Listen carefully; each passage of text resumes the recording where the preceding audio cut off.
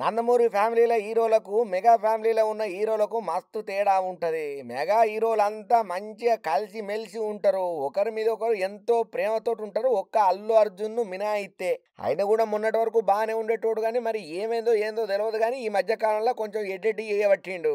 కానీ నందమూరి ఫ్యామిలీ హీరోలు మాత్రం అట్లా కాదు. దీనికి రివర్స్‌లో ఉంటారు. ఎంతమంది యాక్టర్లు ఉన్నప్పటికీ నందమూరి ఫ్యామిలీలో బాలకృష్ణ, జూనియర్ ఎన్టీఆర్, కళ్యాణ్ రామ్ మాత్రమే ఇండస్ట్రీలో నిలబడ్డారు. ఒకప్పుడు వీళ్ళు ఎంతో ప్రేమతో ఉండేటోడు. అది 3 నెలల ముచ్చటే అయ్యింది. జరంత గతంలోకి పోయి చూస్తే మాత్రం కళ్యాణ్ రామ్‌కు, జూనియర్ ఎన్టీఆర్ కూడా జరంత మధ్యలో గ్యాప్ ఎక్కువనే ఉండే. తర్వాత హరికృష్ణ గారి జోక్యంతోటి హరికృష్ణ గారు కూడా జోక్యం ఎందుకు చేసుకోవాల్సి వచ్చిందనంటే ఈ ప్రయాణ తమ్ముడైనటువంటి బాలకృష్ణ చంద్రబాబు తోటి బాగా అతనికి ఉన్నటువంటి లింకులు కావచ్చు, పార్టీకి సంబంధించినటువంటి చిన్న మనస్పర్ధలు కావచ్చు, ఫ్యామిలీ రిలేషన్ లో వస్తున్నటువంటి చిన్న మార్పులు చేర్పులు కావచ్చు, ఇవన్నీ కూడా కొంచెం హరికృష్ణను అలర్ట్ అయ్యేటట్టు చేసి నా ఫ్యామిలీని నేనే కాపాడుకోవాలి, నా ఇద్దరు భార్యలకు ఇద్దరు కొడుకులైనా కూడా వాళ్ళు నా కొడుకులే కాబట్టి వాళ్ళిద్దరిని నేనే కలపాలని చెప్పి కళ్యాణ్ రామ్ కు, జూనియర్ ఎన్టీఆర్ కు ఉన్న గ్యాప్ ను హరికృష్ణ సార్ దాన్ని ఫిలప్ చేసేసిండు. ఇద్దరిని అన్నదమ్ముల అనుబంధాన్ని తెలియజేసి వాళ్ళు ఇద్దరు కాదు ఒక్కరు అనేటట్టుగా చెప్పి ఇద్దరు కలిసేటట్టుగా చేసి ఆయన చనిపోయే చివరి క్షణాలల్లా ఈ ఇద్దరు కొడుకులతోనే ఎక్కువ కనపడ్డాడు. ఈ ఇద్దరు కొడుకులను ఎంతో ప్రేమగా చూసుకున్నారు. ఈ తండ్రి కొడుకులు చాలా ఫంక్షన్లలో కనపడి ఫ్యాన్స్ కు కన్నుల పండగ చేసిండు. అయితే వీళ్ళ ప్రేమ ఇట్లా కొనసాగుతున్న క్రమంలో ఆ తర్వాత జరిగినటువంటి పరిణామాలు కొంత శీదన మిగిల్చినాయి ఆ కుటుంబంలో. ఎందుకురా నాయన అంటే ఎప్పుడైతే హరికృష్ణ సార్ జీవిడిచిండో బాలకృష్ణ ప్రవర్తనలో మార్పు వచ్చింది, చంద్రబాబు ప్రవర్తనలో మార్పు వచ్చింది. ఎందుకంటే ఎంతైనా కూడా ఇంటి పెద్ద దిక్కు పోతే అక్కడ సంబంధాలు ఎట్లుంటే మనకు ఇచ్చే రెస్పెక్ట్ ఎట్లుంటది అనేది మనం ఎంత సొంతోళ్ళైనా కూడా మనం తెలుసుకోవచ్చు. ప్రస్తుతానికైతే ఇప్పుడు జూనియర్ ఎన్టీఆర్, కళ్యాణ్ రాము వాళ్ళ ఫ్యామిలీకి నందమూరి నారావారి ఫ్యామిలీకి పూర్తిగా సంబంధాలు కట్ అయినట్టే అని అంటున్నారు. నందమూరి హరికృష్ణ గారి మరణం తర్వాత బాలయ్యకు, తారకు, కళ్యాణ్ రామ్ కు దూరం గట్టిగానే పెరిగింది. అయితే devil cinema pre release event కు బాలయ్యను ముఖ్య అతిథిగా పిలుద్దామని చెప్పి ఎవరైతే డైరెక్టర్ ఉన్నారో ఆయన కళ్యాణ్ రామ్ తో చెప్పిండట. దీని మీద కళ్యాణ్ రామ్ జరంత గట్టిగానే సీరియస్ అయిందట.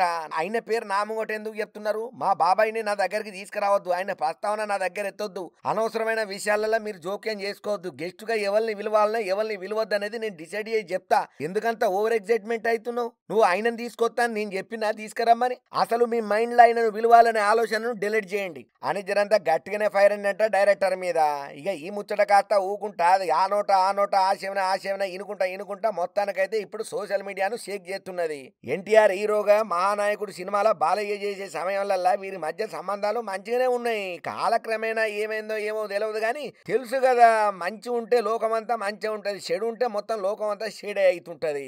అసలు గ్యాప్ అనేది రావద్దు. ఒకవేళ వచ్చింది అనుకో కథ ఇక సీల్చుకుంటా సిరి పెద్ద కంపెనీ అవుతుంది. ఇప్పుడు సేమ్ నందమూరి ఫ్యామిలీలలో గదే జరుగుతున్నది. సరే ఈ మొన్నటి వరకు లొల్లి చిన్నగా నడుస్తున్నదిరా నాయన అంటే అసలు వీళ్ళ మధ్య ఉన్నదానికి ఇంకా పచ్చగడ్డి మీద పెట్రోల్ పోసిన సంఘటన ఏందనంటే అప్పట్లో చంద్రబాబు సార్ని అరెస్ట్ చేసిన ముచ్చట్ల తారకు, కళ్యాణ్ రాము వీళ్ళు ఎవ్వరు కూడా రియాక్ట్ కాలేదు. అంటే నా ఇంటికి పోలేదు, ఫోన్ చేయలేదు, ఎవరితో సంప్రదింపులు చేయలేదు, ఒక సోషల్ మీడియా వేదిక కూడా వీళ్ళు అసలు రియాక్టే కాలేదు. ఇక ఈ ముచ్చట్ల వీళ్ళ మధ్య గ్యాప్ ఇంకా పెద్దదైపోయింది.